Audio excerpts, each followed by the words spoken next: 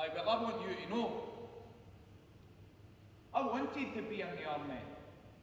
I could have done other stuff, eh? I'm not a knuckle dragger.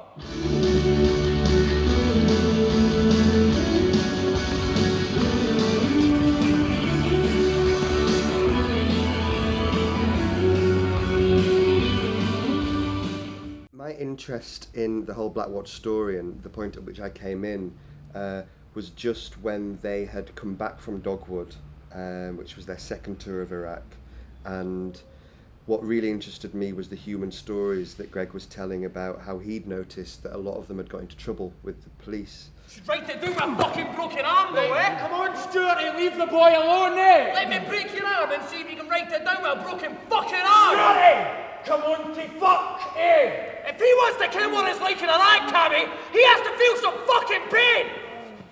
That there'd been several incidents where, in the paper that he'd noticed of Black Watch boys just come back from Dogwood, having been arrested for kind of daft things like stealing bottles of Bucky and breaking a guy's arm who walked out of a nightclub with his mum.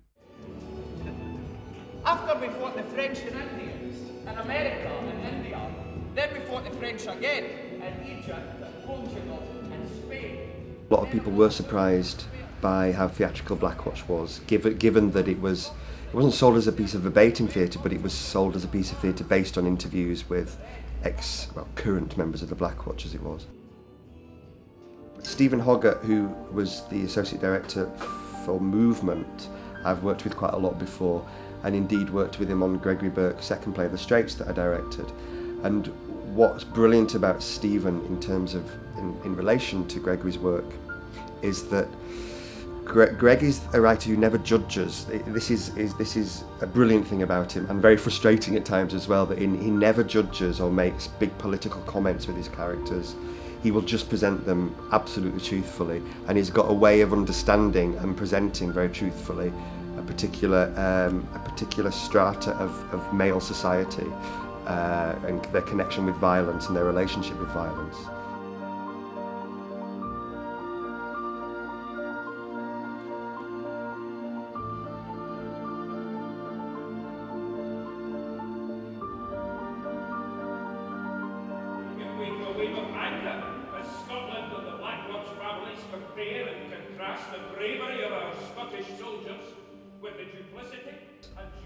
They hadn't been decompressed, as they call it, that time, because Tony Blair promised that they would be back before Christmas. He got them back on Christmas Eve. And I can't understand why he doesn't. I cannot understand why someone should seek to take political advantage about the tragic deaths of three brave men and their interpreter. I believe that this deployment was political in its nature. I think the request was political. The answer was political during an American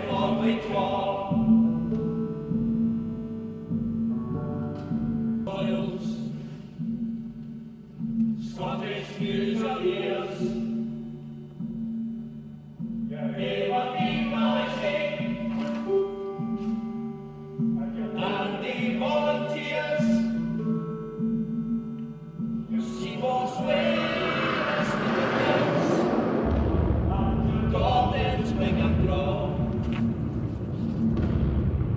Bring to me the tartan, gallant fort Victoire. Let us make sure it goes as well as anything we have done in the past, and is one we can be proud of. 5.